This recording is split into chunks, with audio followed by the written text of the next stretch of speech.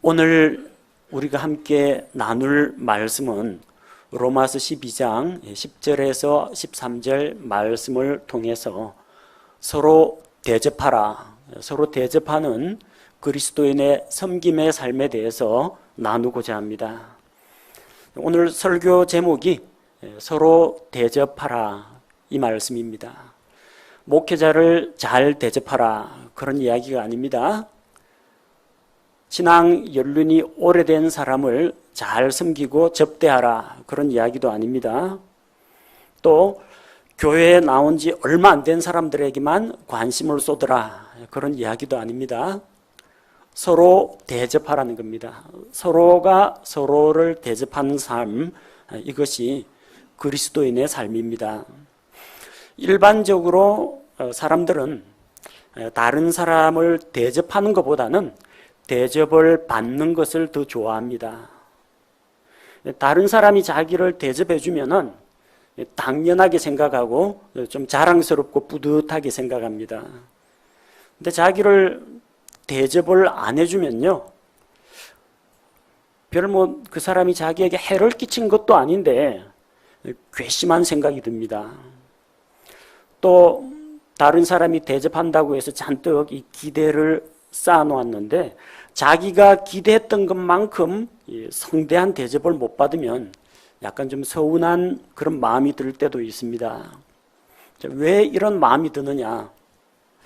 이것은 자기를 하나님처럼 높이고 또 경배받고자 했던 바로 그 마귀의 마음입니다.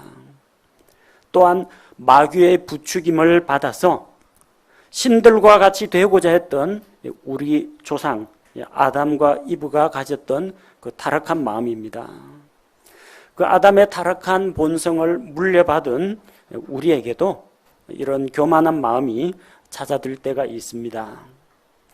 예수님께서 이 땅에서 사역을 하시던 그 당시 이스라엘의 종교 지도자들이 있었습니다.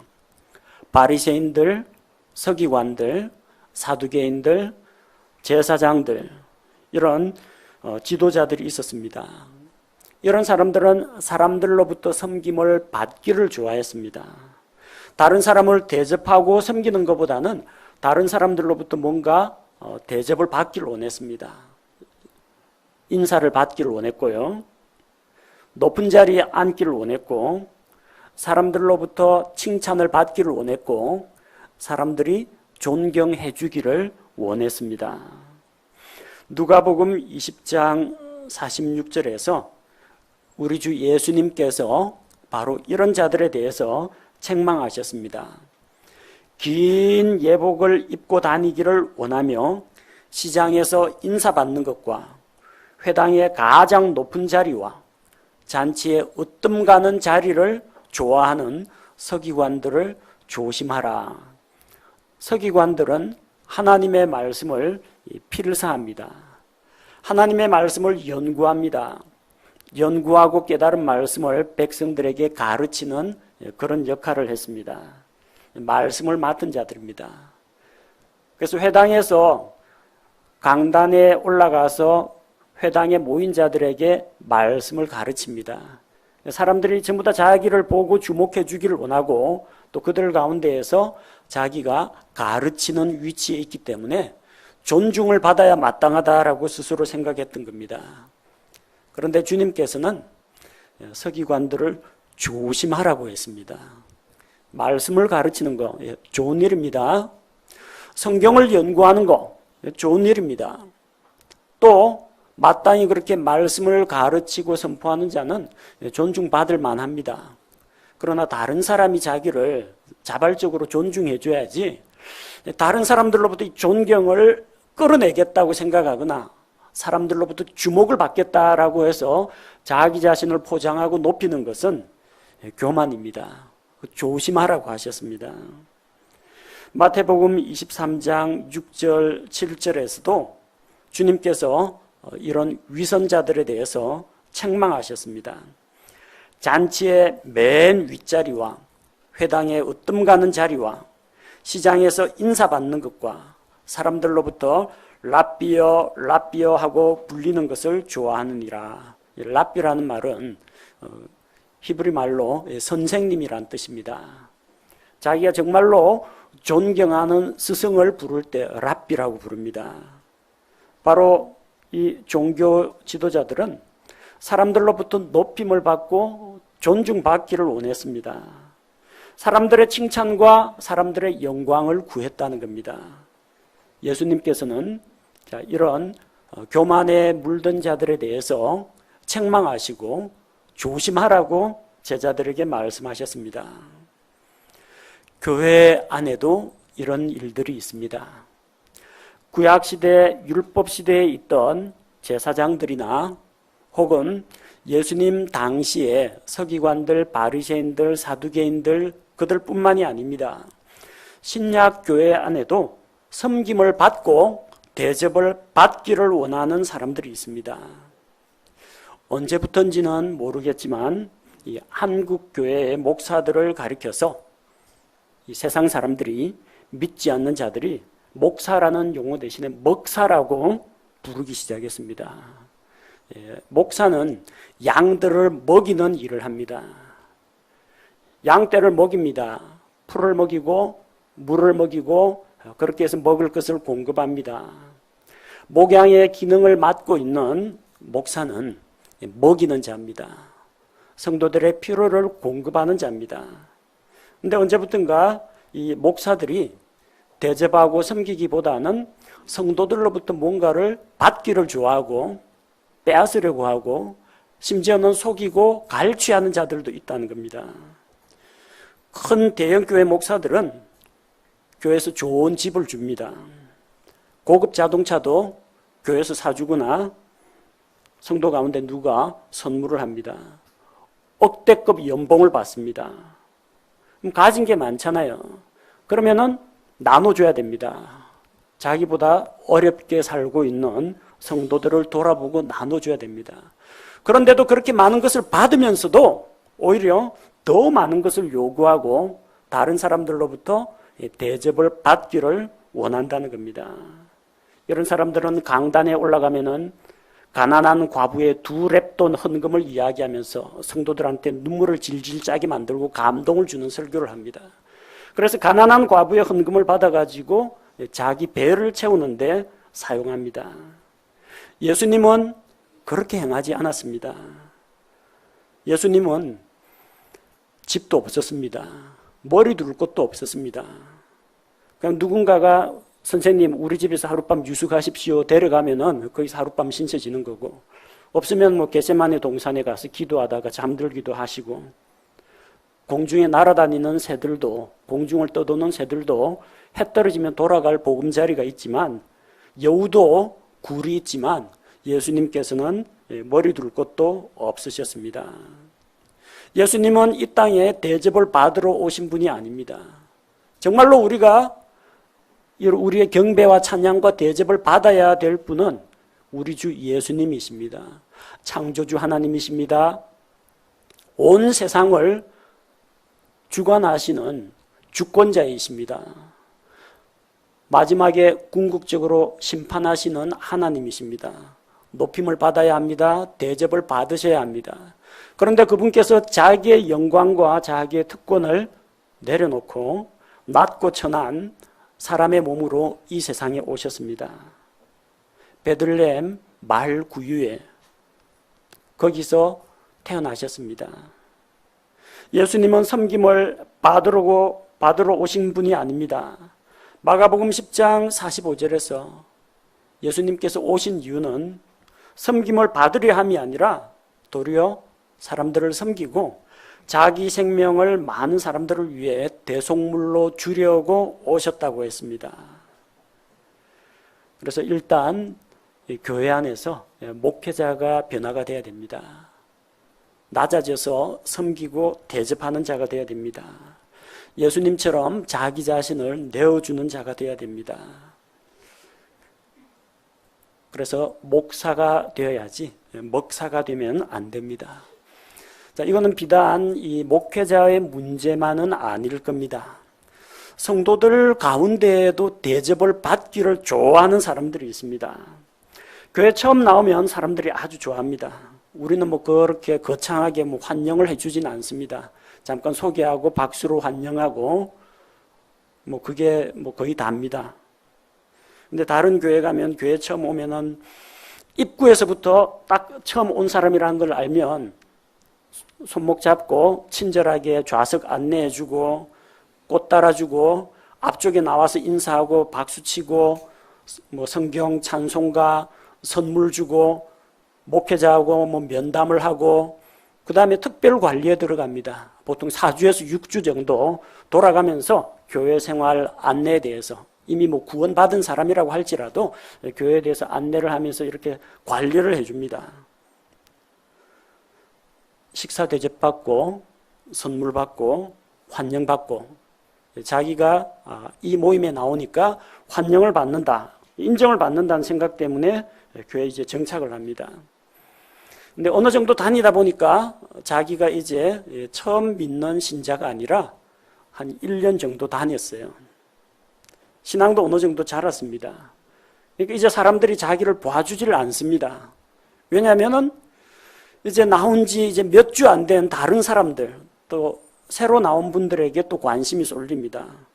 이제 자기가 와도 꽃 안 달아줍니다. 꽃을 뭐 매주 달아줄 수는 없지 않습니까? 이번에는 목사님이 밥 먹자는 이야기도 안 합니다. 왜?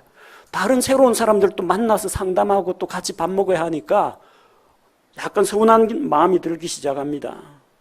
사람들도 옛날에는 처음 왔을 때는 반갑게 맞아주고 박수치고 악수를 했는데 요즘 보니까 사람들이 자기를 대하는 태도가 1년 전하고는 많이 달라졌다 생각이 듭니다. 이 사람들이 나에 대한 관심과 애정이 식었다 생각합니다. 낙심합니다. 배신감 느낍니다. 딴 교회 갑니다. 딴 교회 가서 다시 새신자가 됩니다. 또 박수치고 꽃 따라주고 밥 사주고 환영받고 6주간 관리 코스 거치고 대접을 받습니다. 두세 달 지나니까 또 이쪽에도 정신없이 또 새로운 성도들, 새로운 신자가 뭐 새로 구원받고 오시거나 이사를 와가지고 이 교회 나오거나 성도들 관심이 또 다 거기 쏠립니다. 이 사람들의 사랑이 또 식었구나. 또 딴 교회 갑니다. 뭔가 문제가 있지 않습니까? 예수 그리스도를 간 믿고 영적으로 어리고 관심과 보살핌이 필요할 때 그때는 성도들이 좀 관심을 갖고 열심히 돌봐줍니다. 근데 한 1년, 2년 정도 다니고 영적으로 성장했으면은 이제 뭔가 좀 변화가 돼야 하지 않겠습니까? 영적으로 성장해야 되지 않겠습니까? 이제는 환영받기보다는 자기가 혹시 오늘 새로 나오신 분 없나 찾아다니면서 교제에 악수를 하고 가서 먼저 인사 나누고 또 누가 이 교회 안에 시설이나 구조에 대해서 몰라가지고 두리번거리면은 다가가서 안내하고 도움을 줘야 할 그런 때가 되지 않았습니까? 언제까지 어린애처럼 나만 바라봐 이렇게 칭얼대기나 하고 다른 사람들로부터 달라고만 하는 그런 어린 그리스도인이 되어서는 안 됩니다. 영적으로 성장해야 됩니다. 성장한 만큼 다른 사람들을 돌아보는 마음의 여유를 갖고 또 다른 사람을 대접하고 섬겨야 합니다. 교회 안에 왜 자꾸 문제가 생기고 충돌이 일어나느냐? 인정받으려고 하기 때문입니다. 또 나만 바라봐 달라고 하는 겁니다. 나를 섬기라고 하는 겁니다. 내가 다른 사람을 섬기면 또 다른 사람도 나를 섬기거나 또 다른 사람을 섬기면 문제가 안 생깁니다. 사람들로부터 인기 끌려고 하고 관심 주목받기를 원하고 그래서 어린아이처럼 굴고 이러다 보니까 갈등이 일어나는 겁니다. 로마서 12장은 그리스도인의 삶에 대해서 다루고 있습니다. 1장부터 8장까지 로마서를 읽어보면 복음의 핵심 내용들이 다 나와 있습니다. 9장에서 11장까지는 이스라엘을 구원하기 위한 하나님의 계획이 나옵니다. 그리고 구원받은 그리스도인의 삶에 대해서 12장 이후에 나옵니다.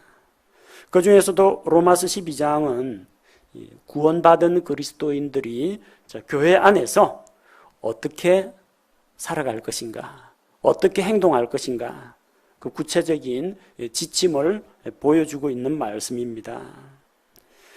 구원받기 위해서 이렇게 살아라 하는 이야기가 아니고 하나님의 은혜로 믿음을 통해서 구원을 받았기 때문에 마땅히 이런 삶을 살아야 한다는 그런 말씀입니다. 우리가 오늘 읽은 10절 말씀에 보니까 형제의 사랑으로 서로 사랑하고 서로 존중하라고 했습니다. 나를 사랑해 주십시오. 나를 봐주십시오. 나를 존중해 주십시오가 아니라 서로입니다. 서로. 서로가 서로를 사랑하고 서로 높여주고 서로 존중하고 서로 인정하고 그리스도인들이 서로 교회 안에서 대접하고 섬겨야 합니다. 11절에 보니까 부지런히 일하고 열정을 가지고 주님을 섬기라고 했습니다. 누가요? 구원받은 그리스도인은 다 그렇게 해야 됩니다. 특별하게 어떤 직무나 직분을 맡은 사람만 그런 일을 해야 하는 게 아닙니다. 교회 오래 다닌 사람만 그런 일을 해야 하는 게 아닙니다. 교회에서 집이 가까운 사람만 그런 일을 해야 하는 게 아닙니다. 다 부지런해야 됩니다. 다 열정을 가져야 합니다. 다 한마음으로 주님을 섬겨야 합니다. 또한 12절에서는 소망 중에 기뻐하고 환난 중에 인내하며 간절하게 기도하라고 했습니다. 믿음과 소망과 사랑 가운데에서 우리가 선한 열매를 맺으며 또 하나님의 말씀을 가까이 하고 기도하는 이런 신앙생활을 통해서 부지런히 자라가야 합니다. 그 중에서도 오늘은 13절 말씀을 중점적으로 보고자 합니다. 성도들의 필요에 따라 나누어 주고 손님 대접하기를 힘쓰라고 했습니다. 다른 사람들을 대접하는 삶, 이 삶에 대해서 함께 나누고자 합니다. 먼저 누가 누구를 대접해야 하는가? 누가 누구를 대접해야 하는가? 예수님의 말씀을 통해서 우리는 큰 자가 작은 자를 섬겨야 한다는 것을 알 수가 있습니다. 마태복음 20장 26절, 27절 말씀을 보면 너희끼리는 그리하지 말지니 너희 가운데 누구든지 크게 되고자 하는 자는 너희를 섬기는 자가 되고 너희 가운데 누구든지 어뜸이 되고자 하는 자는 너희 종이 될지니라. 다른 사람보다 좀 높은 위치에 있는 사람이 섬김의 삶을 보여줘야 됩니다. 지도자, 큰 자라고 하는 사람들이 낮아져서 다른 사람을 섬겨야 됩니다. 제가 미국에서 신학을 공부하기 위해서 유학 생활을 할 때 겪었던 일입니다. 학교에 그 설립자이자 그 학교에 총장님 부부가 있습니다. 큰 강당에서 예배를 드리는데 강당이 아주 크기 때문에 앞쪽도 엄청 넓습니다. 그리고 뒤쪽에 쭉 의자들이 반원형으로 쫙 배치가 되어 있습니다. 근데 이 총장님 부부는 그 위에 올라가서 앉지를 않습니다. 어디에 앉으시느냐? 회중석 맨 가까운데 앞에서 한 10번째 정도에 앉습니다. 회중들에 그냥 섞여가지고 앉아요. 가만히 보면 이분이 총장인지 아닌지 알 수가 없어요. 그냥 나이 많은 할아버지 할머니로밖에 안 보입니다. 내가 총장이라고 해서 설교자 그리고 찬양대 뒤편 요 높은 자리에 앉아가지고 내려다보지 않습니다. 회중석에 앉아가지고 항상 예배드렸어요. 그 얼마나 친근합니까? 우리 예찬이 예성이도 주일 날만 되면 할아버지 하고 가서 인사도 하고 또 이야기도 나누고 그렇게 자연스럽게 교제를 할 수 있는 기회가 있었습니다. 이분들은 자기 집 잔디도 총장 공관입니다. 공적 건물입니다. 자기 집 잔디는 자기가 깎아요. 그 일하는 직원들 있는데도 직원들 쓰지를 않고 손수 잔디를 깎습니다. 아침이면 이분들이 학생들한테 손 흔들고 인사하면서 캠퍼스 산책하는 걸 볼 수 있습니다. 누가 뭐 잘못해가지고 뭐 음료수 캔이라든지 아니면 휴지 떨어뜨린 거 있으면요, 그 허리가 구부정한 할아버지가 그거 일일이 줍고 캠퍼스를 돌아다닙니다. 참 그게 볼 때 이 10마디 말이 필요가 없었습니다. 저게 섬기는 삶의 본이구나. 그런 생각이 들었습니다. 보통 한 학기 마치면은 뭐 종강 회식 같은 것도 하고 학생들 졸업하면은 우리 한국 대학에서는 사은회 한다고 해서 졸업생 일동이 돈 모아가지고 돈 봉투 드리고 유명한 식당에 가서 뭐 자기 지도 교수님 이런 분들 선물도 하고 그렇게 대접하는 그런 기회가 있습니다. 근데 거기 있으면서 학생들이 그렇게 하는 걸 한 번도 본 적이 없습니다. 한 학기 마칠 때쯤 되면요, 보통 그 한 과목 수강반이 20에서 한 25명 정도 됩니다. 학생들이 교수님 감사합니다 하고 인사를 드리는 게 아니라 나이가 그렇게 연세가 꽤 많으신 교수님이 일일이 thank you 노트라고 해서 감사 편지입니다. 감사 노트로 한 학기를 마치면서 학생 1인당 한 명씩 전부 다 내용도 전부 다 다릅니다. 뭐 이번 학기 동안 뭐 공부하느라고 수고했다고 격려하고 칭찬하는 말을 적어가지고 한 사람 한 사람씩 다 나눠주는 거예요. 전 깜짝 놀랐습니다. 뭐 특별히 뭐 교수님의 총애를 받는 학생 한두 명이 그거 받는다면은 이해를 하겠는데 수강생 전원이 그 교수님한테 축하 카드, 감사 카드를 받습니다. 그리고 1년 딱 마치고 나니까 이제 1년 마쳤다고 학교에서 이제 회식을 열어줍니다. 회식을 열어주는데 뭐 그렇게 뭐 성대하게 먹지는 않습니다. 그냥 뷔페식으로 차려놓은 거 먹는데 그 마지막 1년 마칠 때는 그 뷔페도 아니고 관리하기 좋게 그냥 도시락입니다. 도시락 안에 햄버거 샌드위치 그리고 음료수 한 캔 들어있는 도시락 가방 받아가지고 편안하게 홀 이곳저곳에서 좌석에 앉아 먹습니다. 총장님 부부는 어디에 계시느냐? 그 연회가 일어나는 그 바깥쪽에 의자 2개를 갖다 놨어요. 포토존입니다. 총장님하고 사진 찍을 사람은 거기 가서 언제든지 사진을 찍으라는 거예요. 이분들이 2시간 동안 일어나지를 못합니다. 학생들 숫자가 이만저만이 아니거든요. 일렬로 줄 서가지고 쫙 사진 찍겠다고 몰려 있는데 학생들 사진 찍을 때마다 계속해서 미소 짓고 옆에 손잡아주고 하면서 계속 그 의자에 앉아 있습니다. 학생들이 뭐 편안할 때 가서 먹기도 하고 기분 내키면 사진도 찍기도 하고 화장실도 다녀오는데 총장님 부부는 꼼짝없이 앉아가지고 계십니다.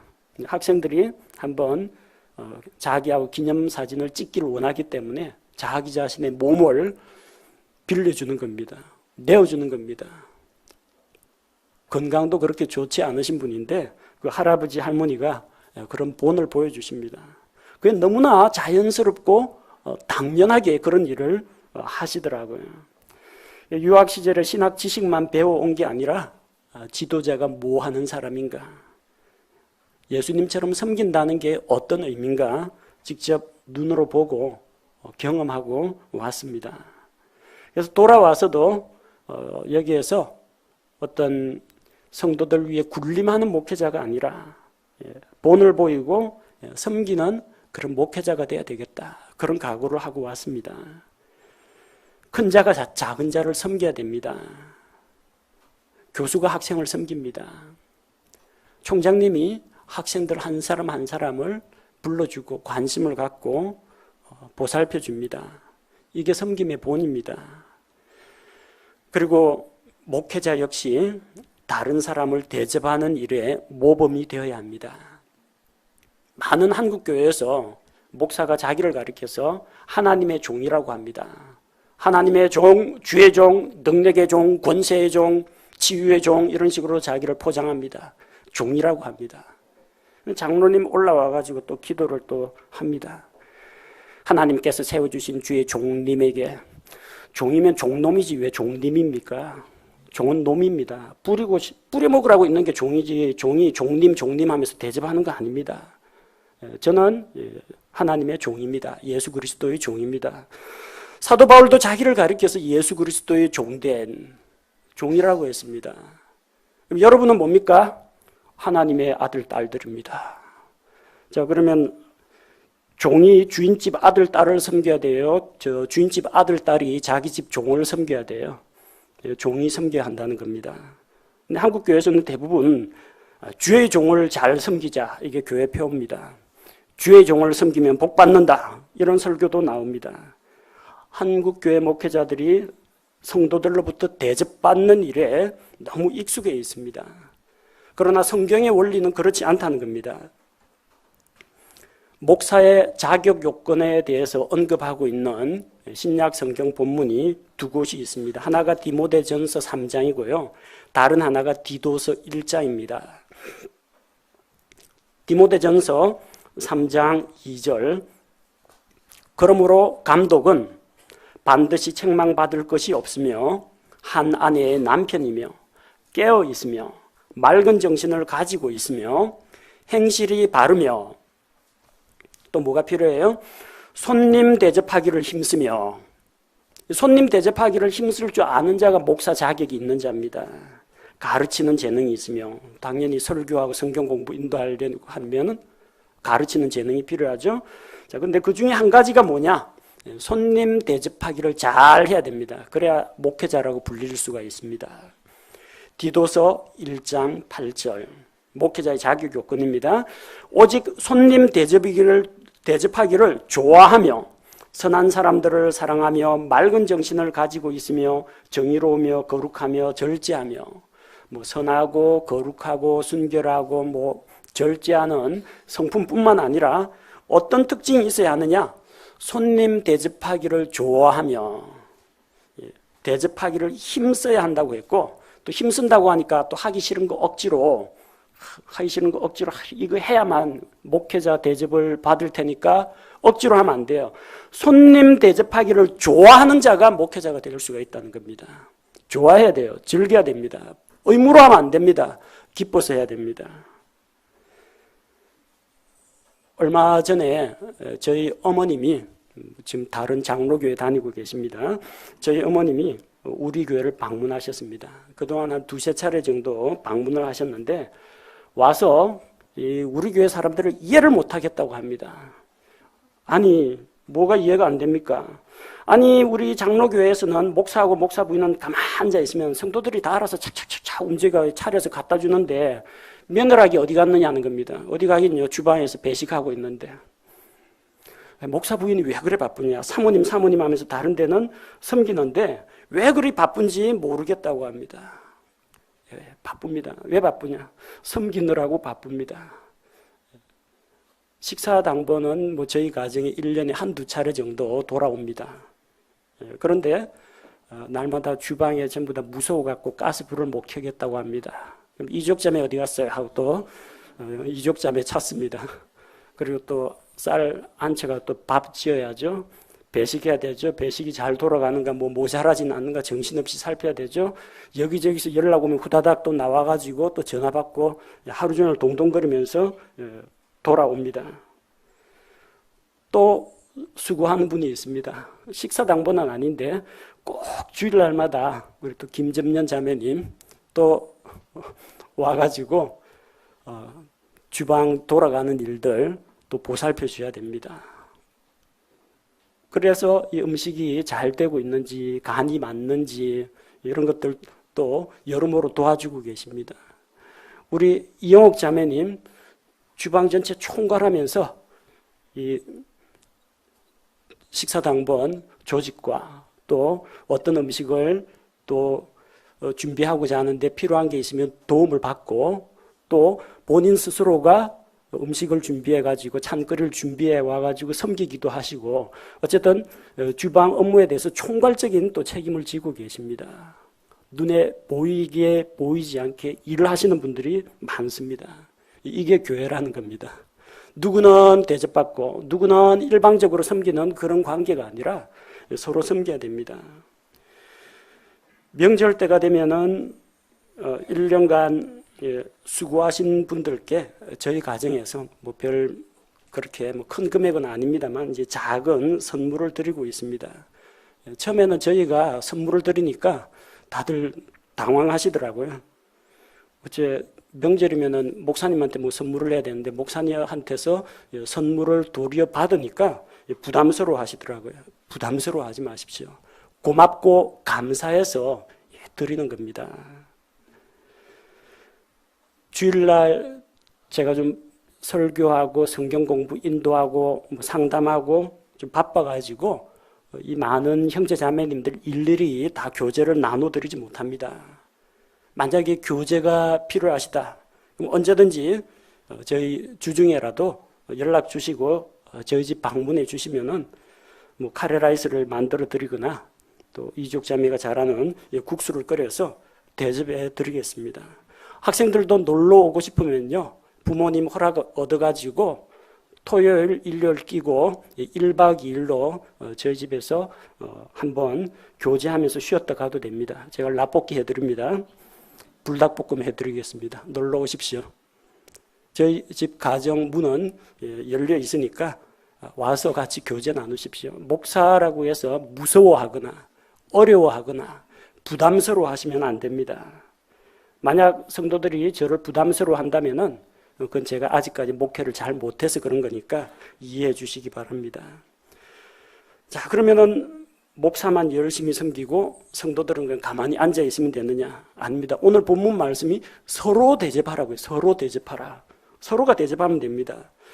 성도들도 목회자와 좋은 것을 함께 나눌 줄 알아야 됩니다. 목회자는 하나님의 말씀을 묵상하고 연구해서 영적인 양식을 나누어 드립니다. 성도들이 영의 양식을 공급받고 또 담례로 목사를 대접하겠다는 것도 정상적인 일입니다. 부끄러운 일 아닙니다. 성경은 말씀 안에서 배우는 자는 가르치는 자와 함께 좋은 것을 나누라고 했습니다. 갈라디아서 6장 6절, 말씀 안에서 가르침을 받는 자는 가르치는 자와 함께 모든 좋은 것을 나눌지니라.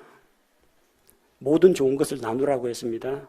또 이 설교 듣고 목사가 또 밥 사달라고 하는구나, 그런 생각하지 마십시오.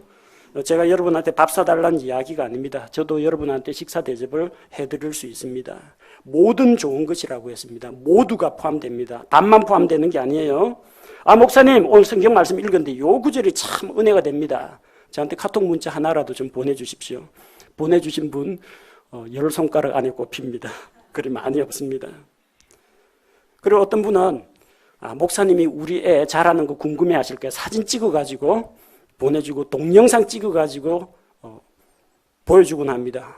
제가 집안을 방문해갖고 일일이 만나지를 못하니까 아이가 성장하고 또 아주 기특한 일을 하면 얼마나 대견스럽습니까? 그런 소식이 있으면 좋은 거죠.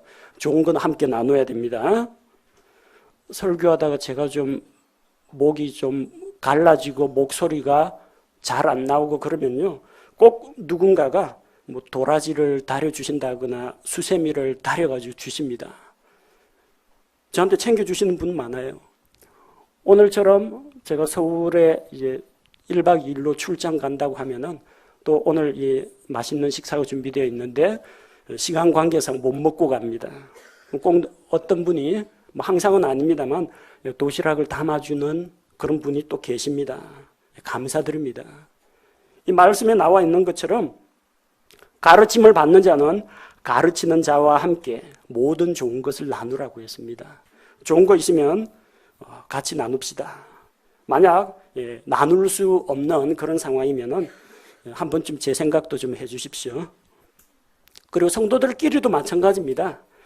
우리는 서로가 서로를 대접해야 됩니다.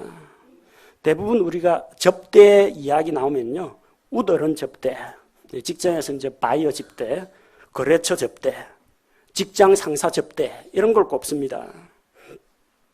그런데 대접하는 일은 결코 상하 관계에 대한 것이 아닙니다.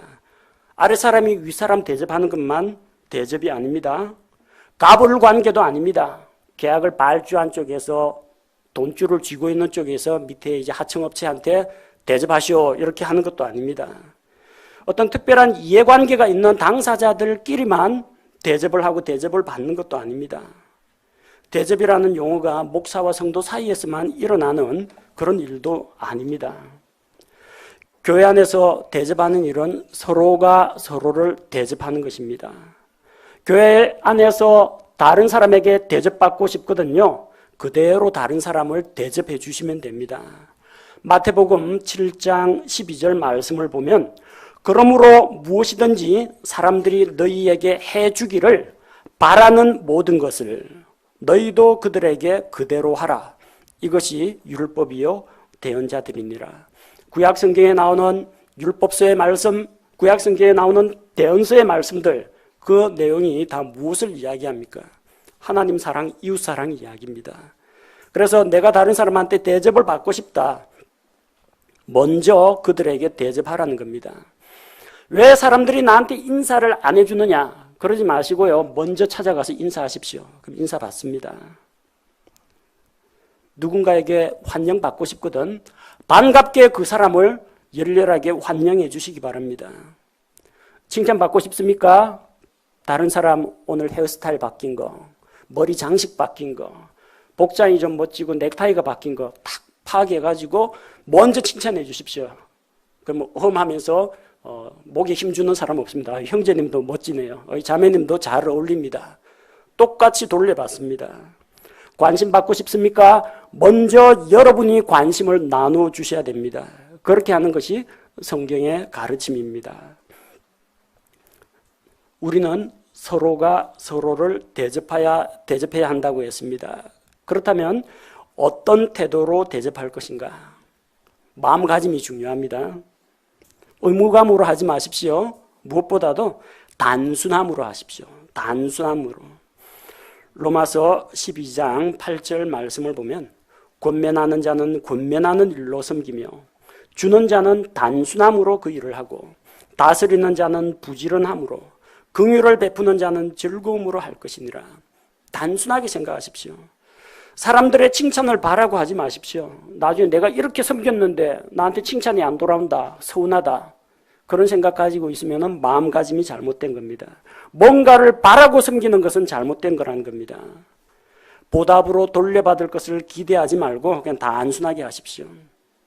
나중에 섬기고 나서 괜히 했다. 아까워하는 마음 갖지 마십시오. 내가 이 정도 했으니까 저 형제는 나한테 이 정도로 갚아야 돼. 계산하는 마음 갖지 마십시오. 단순함으로 그냥 주고 싶어서 주는 겁니다. 대접하고 싶었습니다. 그거 대접하는 겁니다. 아무런 복잡한 사연 깔지 마시고 어떤 보답을 기대하지 말고 또 상대방으로부터 좋은 반응을 기대하지 말고 섬기고 싶어서 그냥 섬기면 됩니다. 그게 제일 단순한 겁니다. 두 번째는 불평하지 말고 대접하십시오. 대접하면서 투덜대면 안 됩니다. 오늘같이 더운 날에 저 뜨거운 불 옆에서 음식 준비하려면 얼마나 힘들겠습니까? 하필이면 내 차례가 7월달 이 쨍쨍 햇빛 뜨거운 이럴 때 해가지고 그냥 하필이면 나는 또 미역국을 또 해야 돼가지고 이걸 끓여야 되고 그런 마음으로 하면 섬기지 못합니다. 우리 장지연 형제님 부부 아주 기쁘고 감사한 마음으로 아침 일찍부터 와가지고 웃는 얼굴로 쫙 깔끔하게 다 맞춰놨습니다. 즐거운 마음으로 하셔야 됩니다. 불평하지 마시고요. 집에서 여러분 학생들 혹은 남편들 자기 엄마에게 혹은 부인에게 뭔가 맛있는 거 해달라고 요구해 본 적이 있죠? 그래서 두말 없이 해주면 감사한 일입니다. 근데 해주면서 꼭 잔소리하는 사람들이 있어요. 자녀들이 엄마 뭐 먹고 싶어요? 고기가 먹고 싶어요? 여보 저녁은 뭘로 먹죠? 하고 하면은 해줍니다. 해주긴 해줘요. 근데 잔소리 암차면서 투덜투덜 합니다. 내가 이 더운데 마트까지 또 걸어갔다 와야 되고 그냥 있는 거 하고 먹지 하면서 칼질하면서 투덜투덜 합니다. 그래가지고 촥 내놓고 하면서 자기 자신의 의의를 드러내고 자기 공로를 드러내고 잔소리하면서도 고기는 잘 굽습니다. 그러다 잘못해가지고 손가락이라도 다치면 내가 이 집안 식구들 먹여 살리려고 이렇게 다쳤다 또 그걸 모든 사람이 알게 떠들어야 됩니다. 그럴 때 참 곤혹스럽습니다. 차라리 안 먹고 말지. 차라리 대접 안 받고 대접을 엎어버리고 싶은 그런 생각이 들 때도 있습니다. 불평하면 안 돼요. 불평할 것 같으면 아예 하질 말든지. 섬기면서 손해본다 생각이 들면 아예 하지 마십시오. 왜 손해보고 억울한 마음 갖고 섬깁니까? 마음의 평안을 가지고 섬겨야 됩니다. 원망하지 말고 섬겨야 됩니다. 베드로전서 4장 9절 말씀에 불평 없이 서로 대접하라고 했습니다. 대접하는 거 좋은데요. 아까워하면서 인색해하면서 그리고 원망하면서 투덜대면서 의무감으로 하면은 대접하는 거 가지고 덕을 세우질 못합니다. 불평 없이 대접해야 됩니다. 세 번째는 하나님께서 공급하시는 것처럼 하십시오. 대접하고 섬기면서 자기의 선함과 자기의 인심과 자기의 자비로움과 자기의 음식 솜씨와 자기의 능력을 자랑하지 마십시오. 하나님께서 주신 게 있는데 좋은 게 있어서 같이 나누려고 왔습니다. 제가 사는 게 아니고요. 하나님께서 이런 마음을 제게 주셨습니다. 이래야 받는 사람도 부담이 들지 않습니다. 베드로전서 4장 11절을 보면 누구든지 말하려거든 하나님의 말씀들을 말하는 것 같이 하고 누구든지 섬기려거든 하나님께서 주시는 능력으로 하는 것 같이 그 일을 하라. 이것은 모든 일에서 예수 그리스도를 통해 하나님께서 영광을 받게 하려 함이니 그분께 찬양과 통치가 영원 무궁토록 있기를 원하노라. 아멘. 하나님이 공급하시는 것처럼 하나님께서 주셔서 내가 섬깁니다. 이런 자세로 해야 된다는 겁니다. 제가 이번에 돈 좀 많이 벌었거든요. 우리는 보통 이 정도는 먹고 살거든요. 이런 건 내세우고 자랑하려고 하지 마십시오. 하나님께서 제게 섬기고자 하는 마음을 주셨습니다. 하나님께서 자매님에게 이런 걸 선물하고 싶은 그런 마음을 주셨습니다. 마침 하나님께서 제 손에 요걸 채워주셨는데 너무 많이 채워주셨습니다. 같이 나눴으면 좋겠습니다. 하나님께서 공급하시는 것처럼 예수 그리스도의 이름으로 섬겨야 됩니다. 그래야 영광이 하나님께 돌아갑니다. 안 그러면요, 주는 사람이 섬기고 대접하고 나눠주는 사람이 영광을 독차지해버린다는 겁니다. 이렇게 다른 사람을 섬기고 대접할 때 선한 열매를 맺게 됩니다. 성경에는 섬김의 삶을 통해서 자기도 알지 못하는 사이에 하나님과 천사들을 대접한 사람도 있습니다. 히브리서 13장 2절 나그네 대접하기를 잊지 말라. 이로써 어떤 자들이 알지 못하는 가운데 천사들을 대접하였느니라. 어떤 자들 가운데 한 사람은 아브라함입니다. 아브라함이 멀리서 보니까 세 사람이 자기 장막 쪽으로 오는 것을 보고 아직까지 그 셋이 한 분은 하나님이요 두 사람은 천사라는 걸 알지 못했습니다. 빨리 그들에게 다가가서 발 씻을 물을 내놓고 음식을 준비해서 대접을 했는데 알고 보니까 주 여호와 하나님이셨습니다. 나머지 두 명은 소돔 고모라를 살펴보기 위해서 하나님이 데리고 온 천사들이었습니다. 알지 못하는 사이에 하나님과 천사들을 대접하게 된다는 겁니다. 두 번째는 이렇게 대접하고 섬기면 누가 기쁠까요? 일단 받는 사람이 기쁩니다. 대접받으니까 기분 좋죠. 섬기는 사람도 기쁩니다. 이게 함께 나눌 수 있으니까 기쁩니다. 또 누가 기쁘냐? 하나님께 기쁨이 됩니다. 하나님께서 기뻐하신다는 겁니다. 히브리서 13장 16절 오직 선을 행하는 것과 나누어 주는 것을 잊지 말라. 하나님께서는 이 같은 희생을 매우 기뻐하시느니라. 나누어 주는 것을 하나님께서 기뻐하신다고 했습니다. 여러분이 다른 형제 자매들 섬기고 대접하고 나누어주면 하나님께서 기뻐하십니다. 세 번째는 나누어주는 자는 복받습니다. 성경에 그런 말이 어디 있느냐? 분명히 있습니다. 산상수훈 마태복음 5장에서 7장 산상수훈, 산상보훈, 산상설교에서 8복, 8가지 복을 이야기했습니다. 근데 복음서에는 공개가 안 된 9째 복이 있습니다. 예수님께서 하신 말씀인데 복음서에는 안 나옵니다. 사도행전에 나옵니다. 사도행전 20장 35절 내가 너희에게 모든 것을 보여주되 곧 너희가 마땅히 이렇게 수고하여 약한 자들을 지원하고 또 주 예수님께서 말씀하신 것, 즉 주는 것이 받는 것보다 더 복되도다 하신 그분의 말씀을 기억하게 하였느니라. 주는 것이 받는 것보다 더 복되도다. 주 예수님께서 친히 말씀하신 겁니다. 이게 9째 복입니다. 8복 말고도 복이 한 가지가 더 있습니다. 어떤 자에게 임하느냐? 다른 사람을 섬기고 자기의 것을 나누어 주는 자에게 복이 있다는 겁니다. 네 번째로 섬기는 삶을 살 때 여러분의 회계 장부에 열매가 쌓이게 됩니다.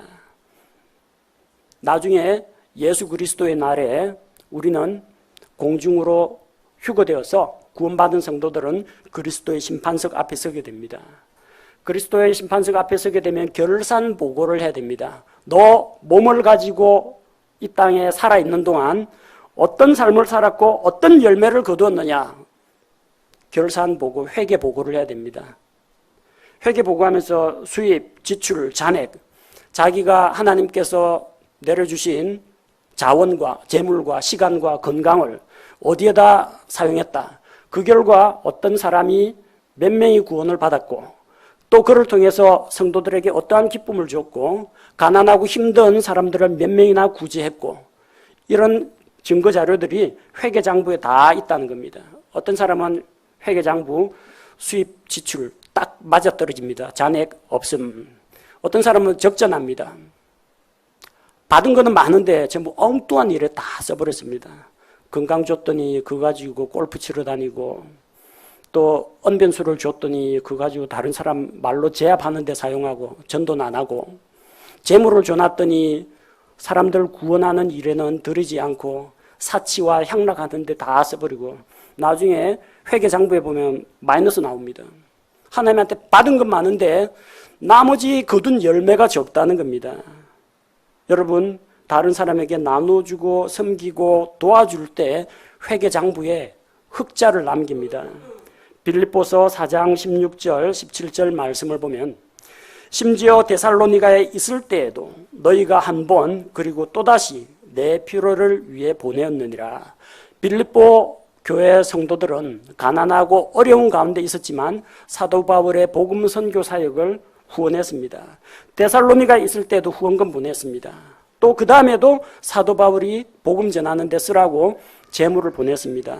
바울이 돈이 탐나서 이렇게 칭찬하는 거 아닙니다. 나는 선물을 바라지 아니하며 오직 너희 회계장부에 넘치게 될 열매를 바라노라. 너희가 이렇게 나누고 섬기고 복음 선교를 위해서 드리니까 하늘나라에서 너희에게 많은 상급과 복이 예비가 되어 있고 너희 회계장부가 선한 열매들로 채워져 가고 있다는 겁니다. 그걸 기뻐하는 겁니다. 다른 사람을 섬기고 대접할 때 받는 사람도 기쁘지만 드리는 사람에게도 이런 드리는 사람도 복을 누리게 된다는 겁니다. 우리 모든 성도들이 갖추어야 할 삶의 모습은 낮아져서 다른 사람들을 대접하는 일입니다. 교회에 와가지고 높임을 받고 인정받고 칭찬받고 영광을 받으러 오지 마십시오. 여기에서 칭찬과 영광과 존귀를 받아야 할 분은 예수 그리스도 이외에는 없습니다. 나머지는 전부 주님의 양입니다. 저 역시 주님의 성도, 주님의 양입니다. 서로가 서로를 높여주고 서로가 서로를 대접하고 섬겨야 됩니다. 누가 먼저 섬길 것인가 그 생각하지 마십시오. 마음에 자원하는 마음이 드는 사람 먼저 하십시오. 서로 나서서 먼저 대접하고 먼저 섬기게 될 때 성도들의 필요가 채워지고 또 교제 안에서 우리의 사랑과 사랑의 연합이 더욱더 견고해지며 주님 앞에서도 크신 복과 상급이 예비되어 있게 됩니다.